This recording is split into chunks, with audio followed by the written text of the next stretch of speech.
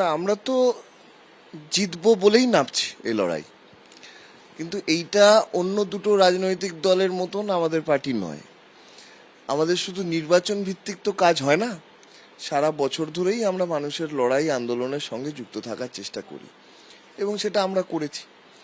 এবং আমরা আশা করব যে পশ্চিমবাংলার মানুষ এবং নিউ টাউনের মানুষ অবশ্যই যে তারা এবার আমাদেরকে প্রেফার করবেন, এটা আমরা আশা করব। গত বছর তৃণমূলের থেকে মার্জিনটা অনেকটাই বেশি ছিল, প্রায় 1 লাখের কাছে। মানে এবছর কতটা মেকআপ হবে, মানে এতটা মেকআপই বা কিভাবে করবে, তার রুটম্যাপ কি তৈরি? না দেখুন, আমরা নির্বাচনী কৌশল সেটা আমাদের তৈরি আছে, কিন্তু সেটা তো পাবলিকলি আমরা বলতে পারি না। কিন্তু আমি যেটা বলতে চাইছি যে পশ্চিমবাংলার মানুষের যে ওভারঅল মুড, সেই মুডটা তৃণমূলের বিরুদ্ধে।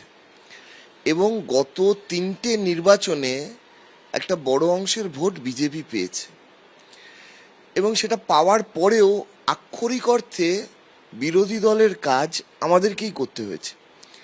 বিজেপি অ্যাসেম্বলিতে থাকলেও রাস্তায় তৃণমূলের বিরোধিতা আমাদেরই করতে হয়েছে।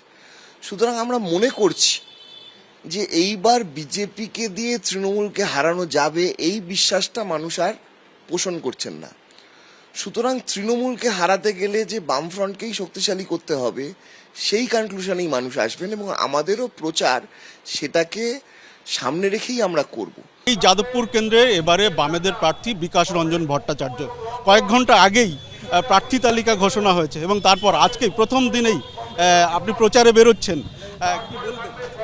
না, আমাদের প্রচারে বেরোতেই হবে, তৎপরতার সঙ্গেই কর্মীরা নেমে পড়েছেন। যাদবপুর একটা বামপন্থীদের পরিচিত কেন্দ্র, সেই কেন্দ্রে বামপন্থী প্রার্থীরা তাদের আন্তরিকতার সঙ্গে প্রচারে নামছেন আগামী দিনে জয়ের দিকে তাকিয়ে। মূল ইস্যু কি হতে চলেছে, কোন কোন বিষয়গুলো সামনে আনতে চাইছেন? গোটা পশ্চিমবঙ্গের ক্ষেত্রেই যা ইস্যু, সেটা যাদবপুরের ক্ষেত্রেও একই, তার বিশেষ কোনো অতিরিক্ত ইস্যু নেই। সেটা হচ্ছে প্রশাসনিক দুর্নীতি, বেকারিত্ব, শিক্ষাক্ষেত্রকে সর্বনাশ করে দিয়ে ব্যক্তি পুঁজির হাতে শিক্ষা এবং স্বাস্থ্যকে তুলে দেওয়া, এবং বাংলার যে অস্মিতা, বাংলা পরিচিত ছিল মানুষের কাছে শিক্ষিত এবং সংস্কৃতি সম্পন্ন একটি রাজ্য, সেই রাজ্যকে মমতা বন্দ্যোপাধ্যায় একেবারে নর্দমায় টেনে নিয়ে গেছে। সেইখান থেকে পুনরুদ্ধারের চেষ্টা করতে হবে। দীপশিতা এই মুহূর্তে আমার সঙ্গে রয়েছে। দীপশিতা, তাহলে আজকে থেকেই এই বিরাটি থেকেই কি প্রচার শুরু হয়ে গেল? আজকে থেকে প্রচার ঠিক আমরা বলবো না, আজকে আমরা মানুষের কাছে যাচ্ছি। আমরা বলেছি আমরা এবার যে ম্যানিফেস্টো বানাবো, সেই ম্যানিফেস্টো মানুষের ম্যানিফেস্টো হবে। মানুষ যা বলছেন, এখানের মানুষ বলছেন তাদের পৌর পরিষেবার কথা, তারা বলছেন তাদের বন্ধ হাসপাতালের কথা, তারা বলছেন তাদের রাস্তাঘাটের কথা।